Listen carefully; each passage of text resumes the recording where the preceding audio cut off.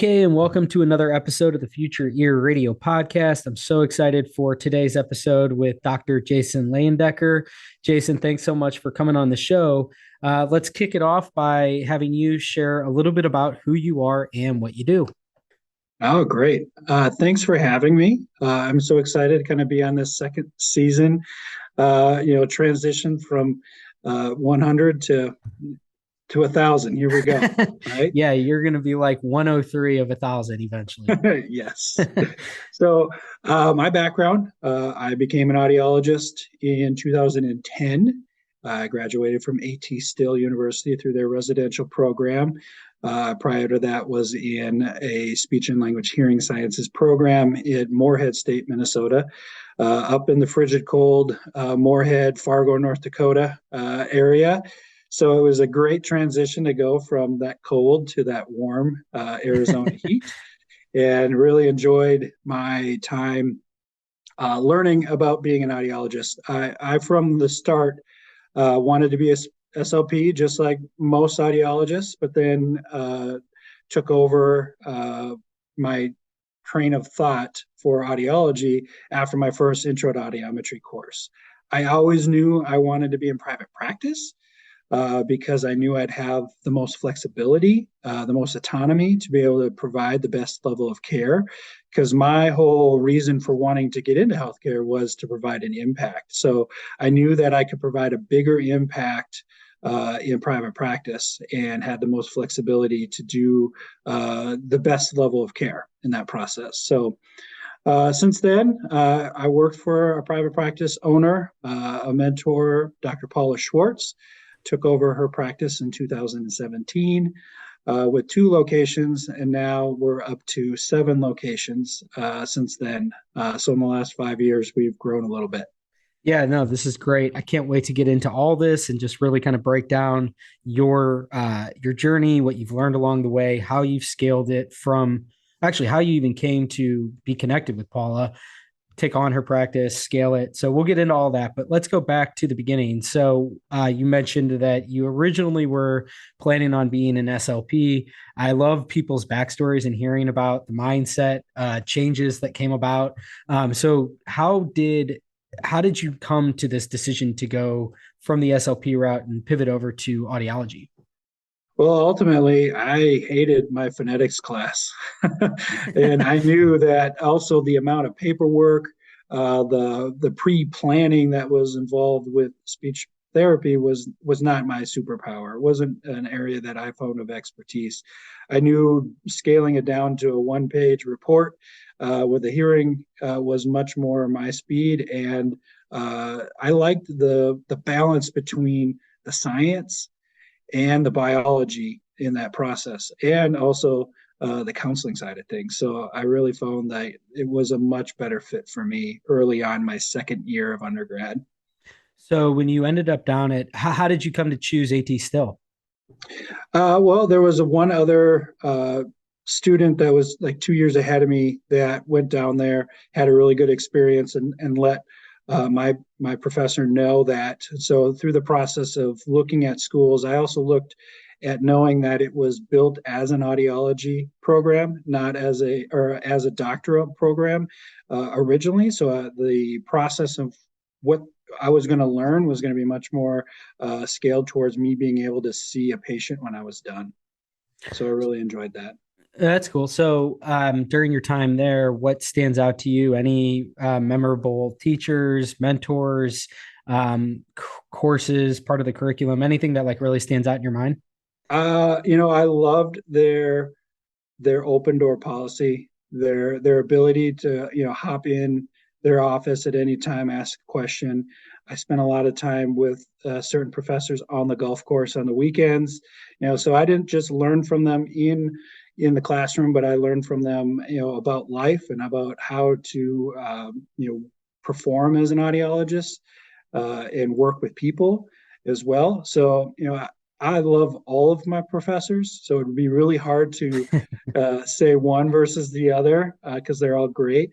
Dr. Trahan was great for the fact that his background was tinnitus, which is a strong suit of mine, and he connected me with Paula. So That was one of the benefits. He was also a golfing partner. So there's some stories there that if you asked him versus me, I'm sure they'd be quite a bit different.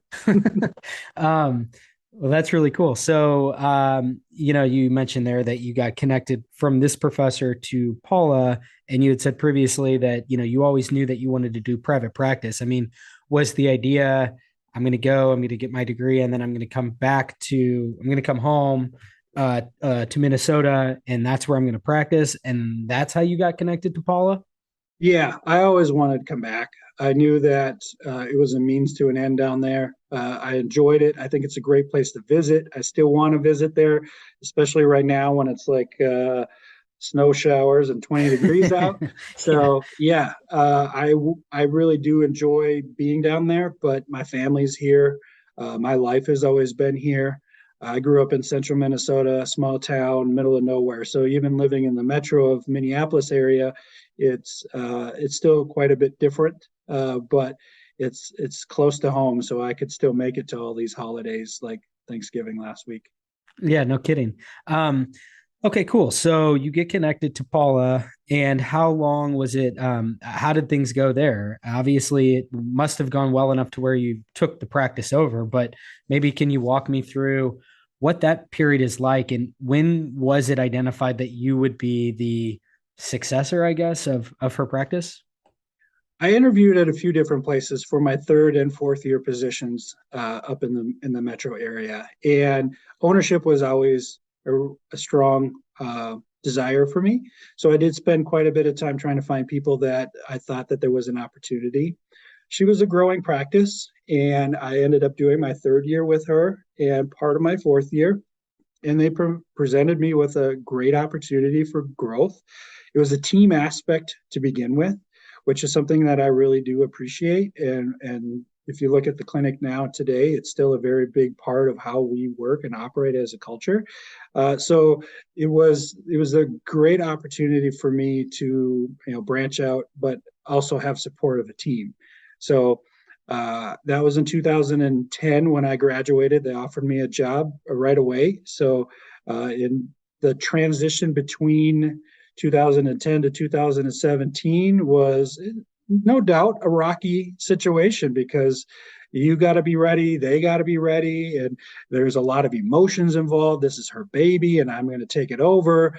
How that all is going to work. There was definitely some times where you didn't know, but we always had the same goal that when they're ready to go, that I'd have that opportunity, and when they were ready, I was ready to go. So it's been a learning opportunity constantly since then. So I thought I was a leader and that people liked me and it's going to go fine. But you realize when you start to become an owner of a practice that has multiple people involved, you have to learn traits to be a leader too, not just an audiologist. And so ever since then, that's been my focus. There seems like there's a lot to that whole statement. I mean, I feel like that's like definitely worth unpacking. So, what are some of the things that I guess you could share about maybe that part of your journey of learning about like, okay, there's more than just like the career development side of the actual like learning all the ins and outs of being a high performing audiologist, but to be a leader, to be an owner, a manager, all of that stuff. I mean, what were some of the things that you took away from that formative period where it sounds like you were probably growing a lot and a lot of trial and error and, just like overcoming things and learning through firsthand experience. So there's nothing that's really, I think, a replacement for that. But what could you share with people that, aren't in a position like that yet, but might be down the line?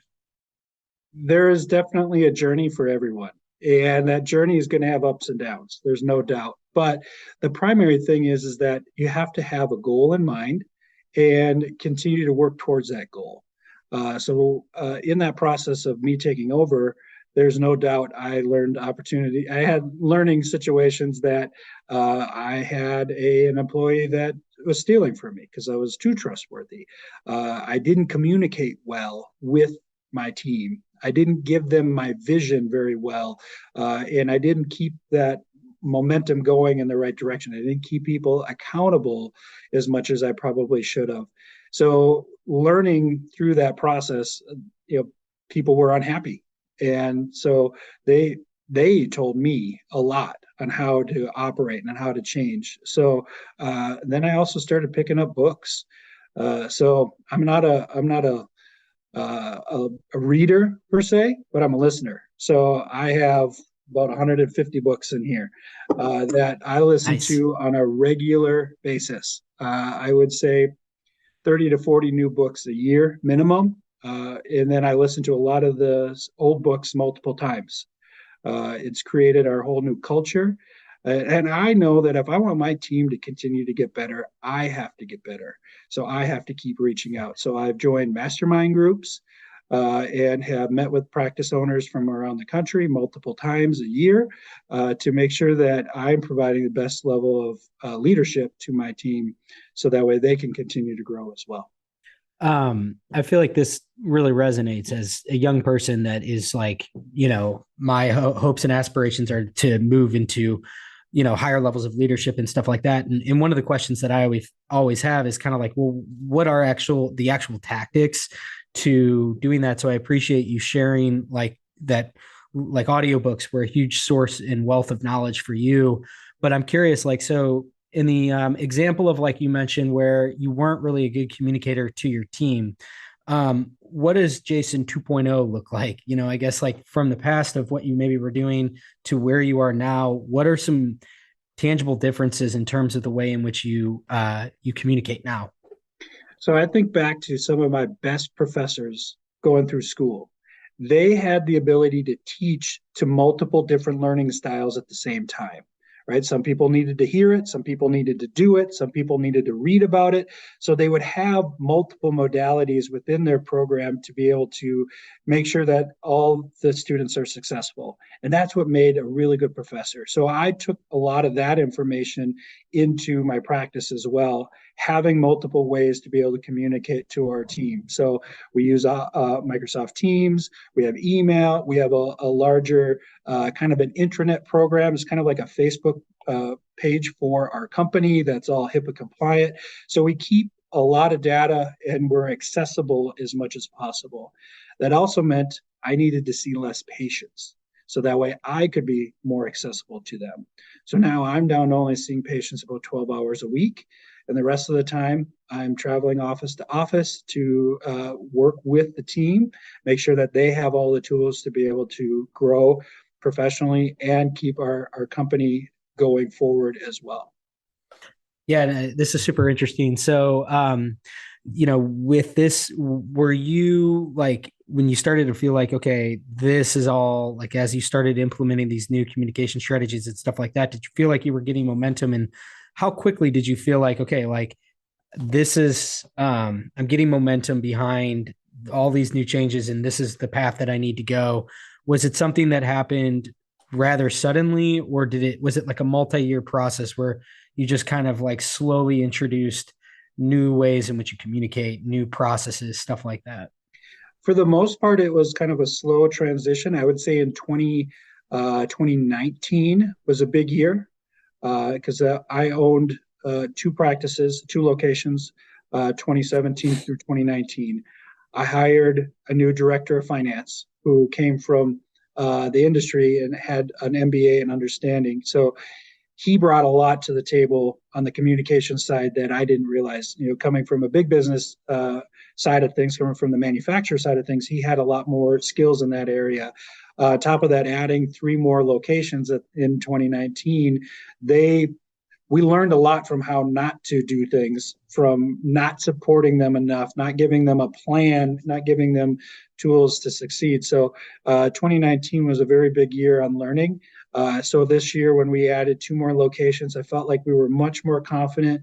The staff was much more ready to jump on board with us and felt like they had a purpose within our larger team to be able to still support their patients and provide the same level of care that we were trying to achieve in all of our locations. So it's been good. Yeah, that's really cool.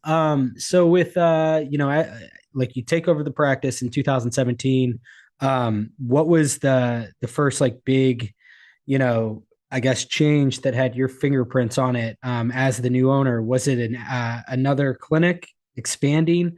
Was it adding new services? Um, I guess you said it was 2017, right? So Yep. what were some of those, I guess, first post Jason ownership changes like? I think it was more culturally trying to support my team more, pushing them. I'm not necessarily motivated by money. I'm more motivated by impact. So pushing them to provide a bigger impact by supporting them education wise, having more fun time as well, so we could build our family a little bit stronger. I think were some of the things that I pushed early on that were a little bit different than the previous owner. And it's still today a big part of our culture. I would say we added an actual process to hiring someone, and actually what we're looking for in that person. So, reading a book called The Ideal Team Player, we came up with that we need to look for people who are hungry, humble, and smart. So, we asked specific questions to find those characteristics, because if they have those, we can pretty much train them to do anything. So, it's still been a big part of our philosophy, and that was well 3 years ago that book, and I make everybody that we hire read that book as well. So, What's it called again? The Ideal Team Player by Patrick Lencioni. Okay. You had mentioned too that you listen to some of your books like twice, maybe even three times a year. What is on, without putting you too much on the spot, like what's on your Mount Rushmore of the books that you felt have changed your outlook the most, I guess? I would go more than just books, but authors. Okay. So Patrick Lencioni is a big motivator in my wheelhouse for sure. Brene Brown, I love Gurney Simon Brown. Sinek, because they all provide a perspective that is different than my own, and something that's a hot topic of how a younger generation, which I have a fairly young staff, how they operate and how they operate together as a team. So, bringing different perspectives are big. So I would say those are probably my three biggest authors. Awesome. And there's probably altogether at least 15 books between the three that I would recommend that are worth your time. So, That's awesome. I'm familiar with Brene and Simon Sinek. I mean, Sinek's kind of a legend on the, know your why, the golden mhm, circle and all that. love And it. Brene Brown is a huge podcast inspiration for, I think, a lot of us podcasters. So Sure. I'm familiar with those two, but I'll have to check out Patrick. I don't know him as well. Yeah. Um, He's a lot more structural in how you can lead a business. Having more meetings, but how the meetings should be set up. So that way your company is communicating better. A lot of people push back on having meetings because they feel like they're pointless.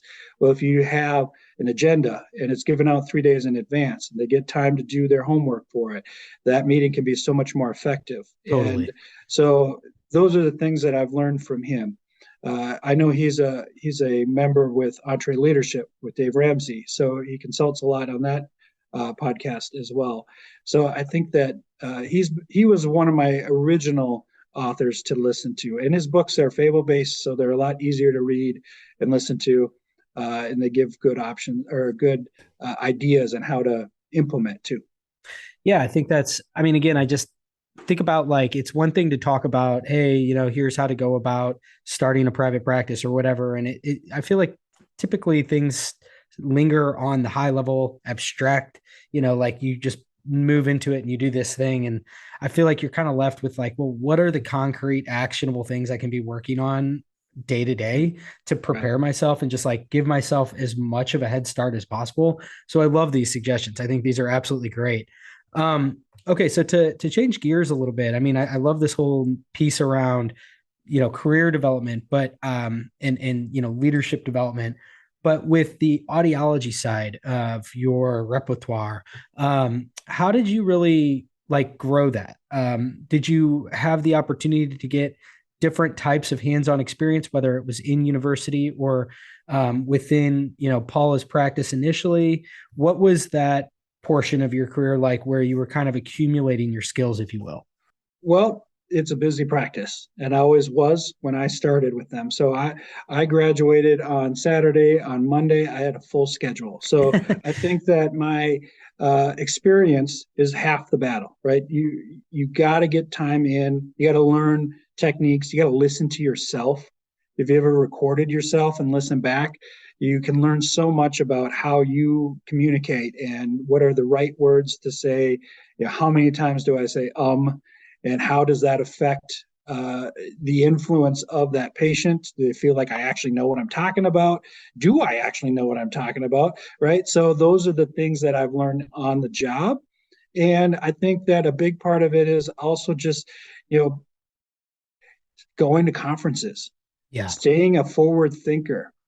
I'm a huge proponent of going to conferences. I go to AAA and ADA. I go to the UMAC conference, which is our Midwest conference for Minnesota. And there's so much you can learn by staying ahead of the game. Just going and meeting with people. You can learn almost as much going and sitting at the bar or at the coffee shop before and after classes as you can while you're in those classes too.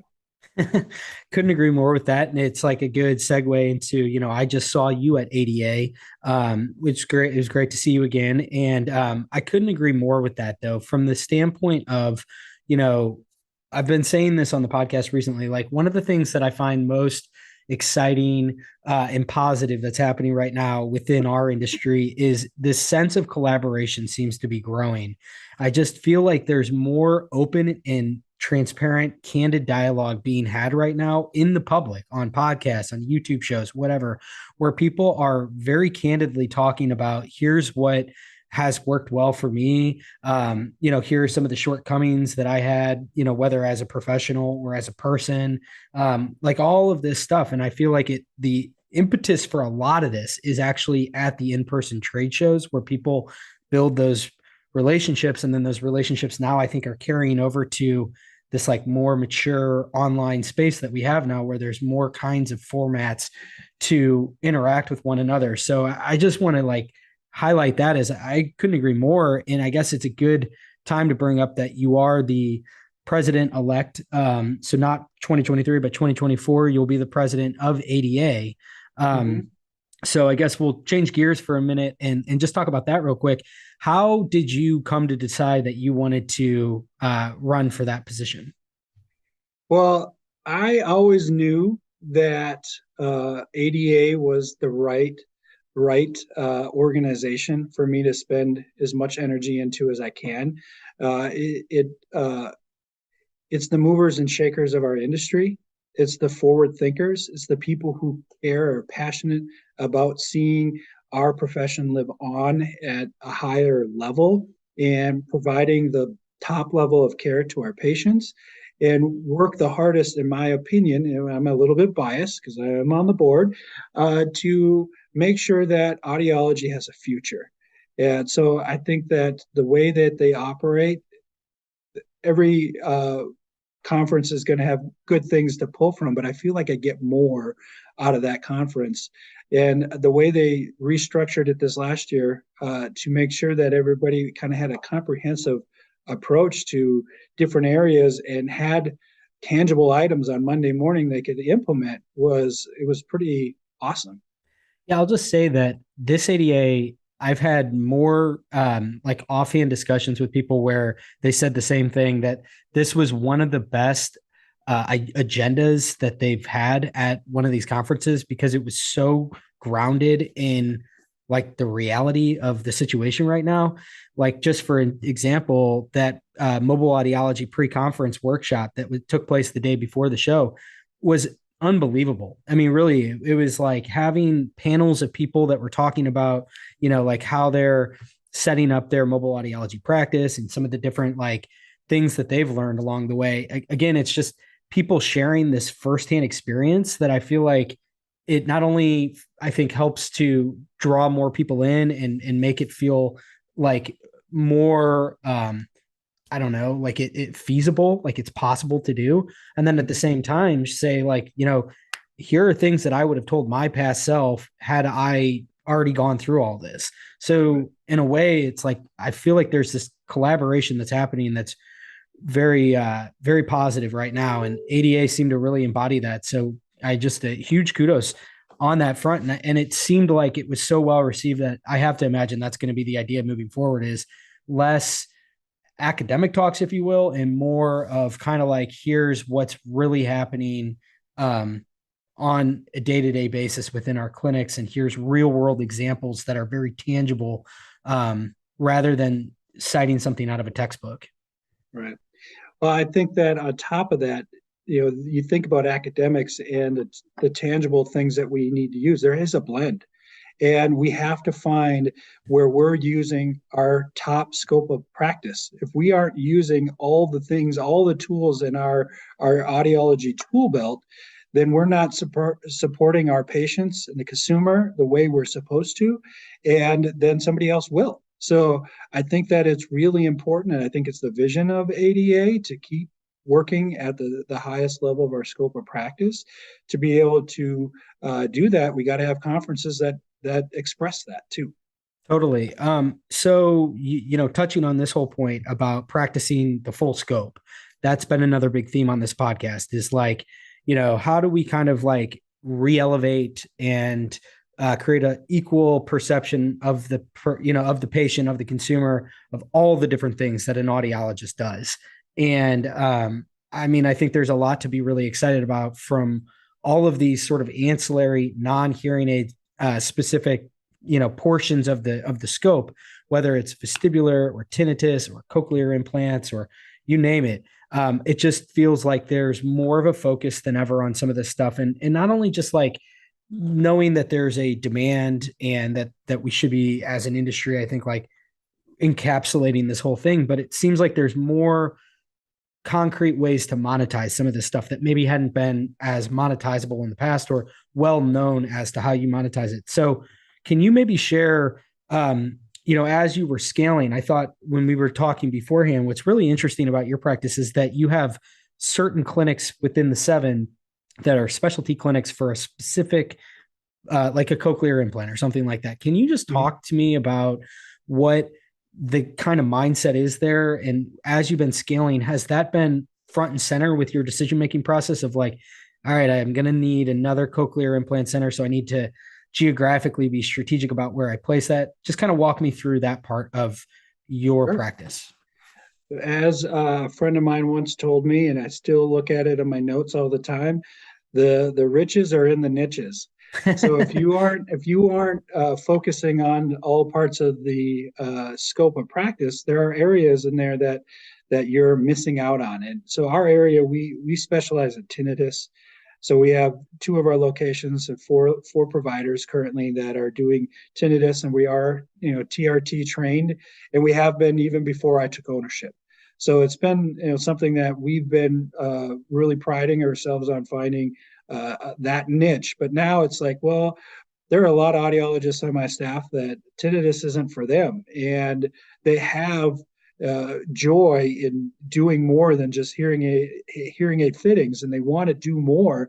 So we've been branching out. My goal is to be a full-fledged audiology practice, to be able to support every patient in any way hearing or tinnitus or balance related. So, as I find more providers to come on staff, I ask them their passion, and if they're passionate about something, I will support it if it's something that we're not currently doing. The push right now, and listening to some of your podcasts in the back before, it's all about cognitive abilities and speech and noise testing and auditory processing disorder, and being able to support that part, because I think that's going to be a huge part of the future of audiology, is working in the brain more than the ear. So we need to be able to support that and have experience. So as our team continues to grow, I'm going to support them in that area. Now, when it comes to adding new tools to the area, it really depends upon is there a need. So we do an assessment of the area of where people are able to get the care, and if they're not able to get it locally, then we're going to try to support it as much as possible. So, you, what was it that originally kind of captivated you about tinnitus? I really like that it was different. Dr. Trahan, my mentor professor, really brought it up that these are people that are underserved, and the satisfaction of helping somebody in that area was much higher. You're essentially taking somebody that could be locking themselves in a quiet room to being able to go back to work and have a reasonable life again, a lifestyle that they had prior, and that can make a huge difference. So it was something that gave a lot of satisfaction to me to be able to help somebody in that scenario. So originally it was always from when I wanted to do my fourth year, I was looking for a place to be able to have that as a background. So has that been the kind of like the key magnet of patient acquisition is tinnitus, or is it kind of across the board? You get patients for all different types of things. I don't market for tinnitus management anywhere anymore. Okay. And I currently only see new tinnitus patients. So I'll have a few hearing care patients that I still see, but I primarily only see new tinnitus patients because we're running into a capacity issue. Hmm. There is much more of a need, and we don't want to overwhelm ourselves. It's a pretty stressful appointment. It can be. There's a lot more paperwork typically with workman's comp or auto injuries or TBI situations. So we try not to take on more than what we can chew. So in that area, it meant that that's what I could only focus on, and we're still booked out about 3 months in that area. Wow. Um, and then some of the other things that you're expanding into, what other parts of the scope, I guess, if you will, or parts of the scope that you feel could maybe be expanded? What's giving you, what's making you excited about, some of the different other areas beyond just like tinnitus and hearing aids that you're getting involved with? Well, just learning more about the brain and how the brain interacts with hearing and the ear itself. We're looking at cognition. We're adding cognitive view. We have it in 4 locations now. We're creating a whole communication needs assessment. So I listened to your talk with Brent Edwards about how the audiogram is so very basic in the fact of how to program a hearing aid and treat the person. We need to be looking at speech and noise tests. So we're adding a lot more speech and noise testing to our protocols and validation measures that are much stronger. Besides just questionnaires, we actually want to use the science to our benefit to help our patients more. Yeah, I that talk that I did with Brent, it was really interesting in the moment. It was kind of short because he was at the train station, but I didn't really realize the magnitude of what he was saying until I actually heard. This is like the third time I've now cited this conversation on the new season. But when Dr. Kathleen Wallace interviewed Dr. Barbara Weinstein, and because she's the one that created the whole hearing handicap index, she was talking a lot about kind of the same thing, where it's like the pure tone audiogram isn't really the best like compass, I guess, to kind of like understand where somebody, you need to have some kind of self-assessment as well. And so I listened back to the whole Brent thing, and what he said was like super interesting, like basically that the way in which we assess hearing loss, like the whole methodology is probably antiquated and needs to be updated. So I think that's a really interesting, like that could have a massive implications if that really were to, if we were to usher in a totally new way. Again, like, I know Nick Reed and Johns Hopkins team have talked about having a score, so it's not like I have mild hearing loss or moderate hearing loss. It's much more akin to your eyesight. I have 20/20 eyesight. I have 20/10 eyesight. So It's like, would it make more sense to have different ways in which we even talk about hearing loss? So that whole thing there was so much more than met the eye for me, as I kind of was like unpacking it and listening back. And I was like, that was very insightful what he said. Right. I agree. We do need to continue to progress as a profession. I know that we're still a fairly young medical profession. We really kind of took off in the 50s. So you think about all the other professions that have probably higher level of processing or a higher level of diagnosing tools than what we have, is because we haven't gotten there yet. So, we're along in this journey right now, and we have a lot of opportunities for growth. We just got to continue to push forward and set some goals along the way. Yeah. Okay. So another topic that you mentioned that I wanted to touch on is staffing, and recruiting. And, as you scale, that seems to be one of the biggest challenges is finding the right people, have the right composition of your team. The last thing you want is to bring the wrong people on board and sort of like poison, the rest of the team or something like that. Like you just want to have that good team chemistry. So in a market that I think everywhere there's a little bit of a labor shortage right now, and I don't know how many young audiologists are aspiring to even work in a private practice. Like that could be a challenge that you're running into. So I'm just curious, like what has that portion of your clinic and scaling the clinics been like? What has it been a challenge, or have you found it to be pretty? You guys have done well with it. We have done well, but it's becoming more of a challenge. So in the past, we would get 2 to 3 good candidates, and they do very well. Now we'll get 2 to 3 good candidates, but you have to look at how they're going to fit with the culture, and it could be a little bit more of a challenging situation. And because there aren't a lot of audiologists available right now, and you don't want to be too picky, but you have core traits that you're going to look for, and you really need to stay with them as much as possible uh, to grow correctly. So, we communicate with our why on our job postings right off the bat, right? So we want to make sure that they know exactly what they're signing up for ahead of time, and then we meet in teams because we're a team oriented. We're a we team, not a me team. And so we have multiple visits with the person we're trying to hire. And most of the time it works out. There are definitely times where, I was driving 3 hours each way to a clinic to cover it because we didn't have a provider for a year and a half.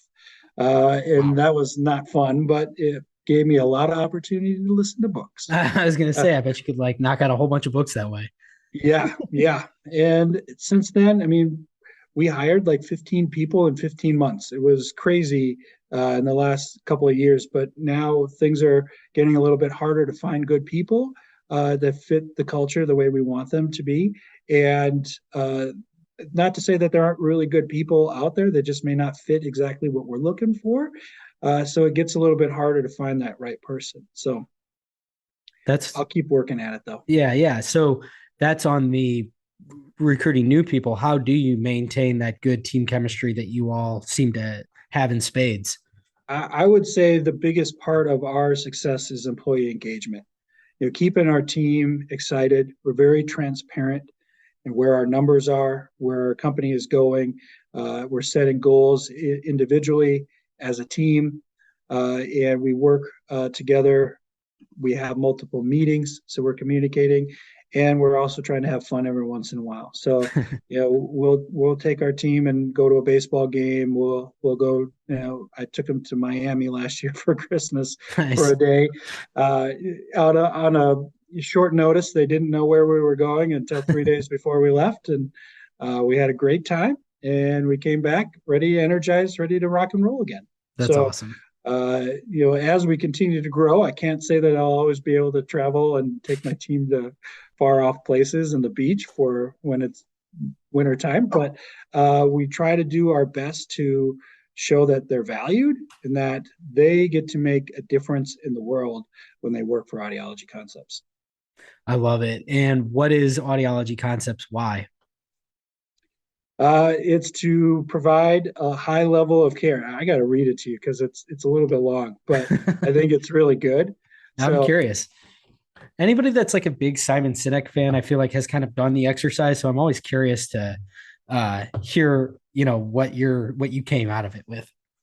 I used to have it memorized, but it was in 2019 in April when we first had the 3 extra clinics. We watched that video of Simon Sinek doing his TED Talk on the why, and then we sat down for about 2 hours to kind of develop this. But it's we believe in helping each other to be better, to live fuller, and to hear more. Our knowledgeable team delivers the best experience in hearing healthcare, and through our individualized approach that combines cutting edge practices with the latest technologies, we keep you connected. So that's our why. That's what we've developed as a team. I've gone over it multiple times asking, do we need to redevelop it? We've added more people, we've had new people, and so far everybody still believes that that's what it should be. So we stay with that. That is awesome. I absolutely love that. So to close here, what does the next year look like? As we head into 2023, what are the goals of Audiology Concepts? What are your personal goals? I'm sure you're going to be ramping up your involvement with ADA as you become the president-elect, working with Dawn. So what's 2023 look like for you in your practice? I think we're going to be trying to figure out how we can use our abilities to help our current patients better. We need to operate at the highest level scope of our practice, and that includes more cognition, the communication needs assessment, more assessments, and it's starting to add more technicians to be able to support our providers better. So we'll be working on plans to achieve that a little bit better. If an opportunity arises to add another location, we'll definitely be entertaining it. But I think our primary goal is to we just moved our main office, and that was a fairly big expense, and then added 2 more locations. So this year has been a spending year. So next year may be more of a recouping some of our expenses as well. But I'm currently the president of Minnesota Academy of Audiology as well. So I'll be going into past presidency in 2023 and being able to mentor our new president in that role. And I just look forward to also providing any support I can for our profession legislatively, and spend time at Capitol Hill if I need to. So that's fantastic. Well, Jason, thank you so much. I'm really glad that we had a chance to do this. Your practice is, I think, just a really cool example of how this can kind of unfold, and I feel like you've come at it with such a just a well thought out way. I mean, just from everything on the leadership and personal development side of things. And I feel like that's really embodied by your practice. I think the only way that you can be successful in scaling your business the way that you have is to look inward and make sure that you guys are a sound team, because I feel like that could lead to a road that you don't want to go down. Well, and there's no doubt I have to thank my team for a majority of that. I try to keep it going and be that leader for them, but they all work their tails off, and I really appreciate how much work that they do, and all my mastermind groups, things like that I've been in, that they've given me a lot of skills to be able to support them. So it's not all me in this process, but thank you for that. And I really look forward to seeing what you have for the next 1,000 more episodes for you. Yeah, I'll get right on it. Well, thanks so much, Jason. I appreciate it. Thanks for everybody who tuned in here to the end, and we'll chat with you next time. Cheers.